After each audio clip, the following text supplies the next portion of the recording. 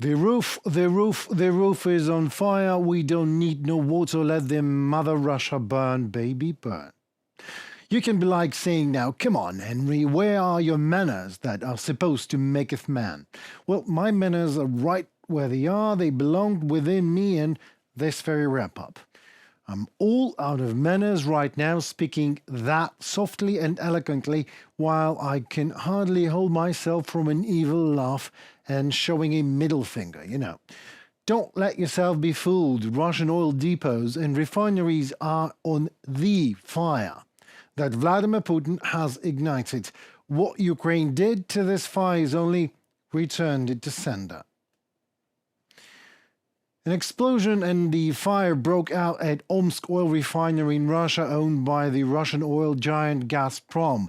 And it is not us, UATV English, saying that, it's Kremlin's Russian news agency Interfax, citing the refinery's press service. These press guys must be fired. Sorry, couldn't help that.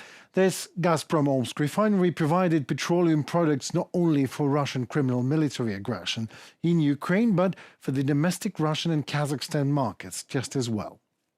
It has a production capacity of 21.6 million tons of crude oil and 1.2 million tons of gas annually. With a refining depth of 100% and the light oil product yield of over 80%, it was one of the largest refineries in Russia.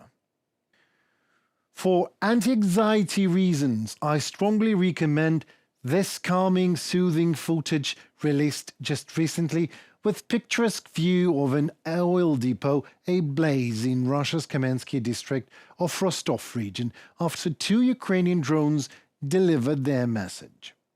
The incident came as oil tanks still blazed at another Rostov oil depot in the Proletarsk district that has been burning for at least a week in a row, and Russians just could not extinguish it. So, in easy terms, what's going on? Just some grammar of war, if you will. What was a war for Russia is slowly becoming the war for them. And we only just getting started, Comrade Putin. Let me be very clear on this one. Sweden adheres to international law. Ukraine has the right to defend itself inside and outside of the territory. And let's keep things into perspective. It's Russia who started an unprovoked full-scale aggression against Ukraine. So the Swedish position is that Ukraine has the right to defend itself inside and outside of Ukraine. And inside and outside of Ukraine. And we're going to be supporting Ukraine for as long as it takes. So what one does when he can't win a war, he has started on his own. If the one is Putin, he tries to push away the accountability and raise fears of escalation.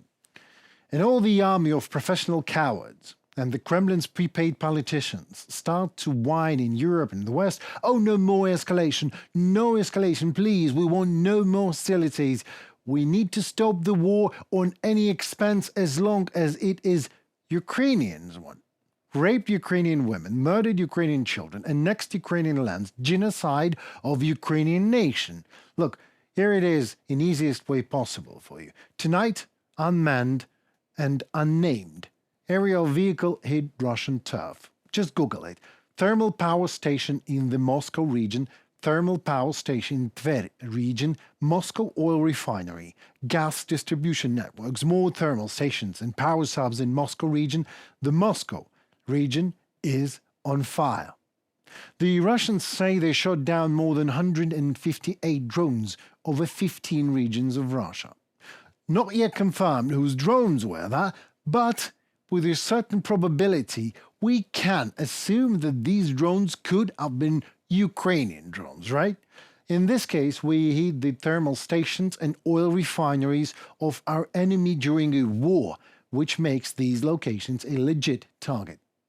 Being unable to defeat Ukrainians on the battlefield, losing turf in Kursk, having Moscow region burning, unable to defend no Russian land nor skies, here is how the Kremlin answers.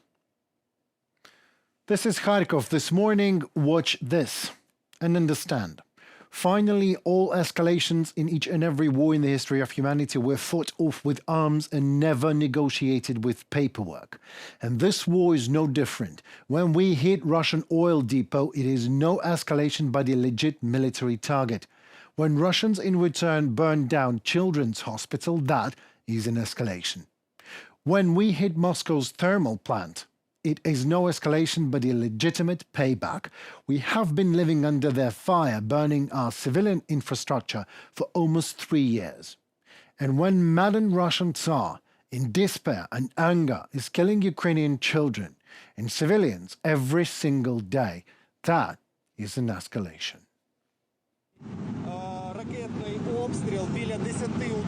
Russia fired rockets, about 10 strikes at several locations. It is currently known that 25 people were injured, including 2 children who were seriously injured. In addition, 2 medical workers were wounded. 2 more adults are in serious condition. So far, there are no fatalities in all locations, but it is too early to draw final conclusions, as the consequence elimination is still ongoing. This is all civilian infrastructure. The location where we are is a shopping center that was crowded during the day. There were 2 strikes, which means the sports palace in Kharkiv. According to preliminary information, another 4 strikes were in other areas. There are also civilian injuries and hits in the open area, in the park zone.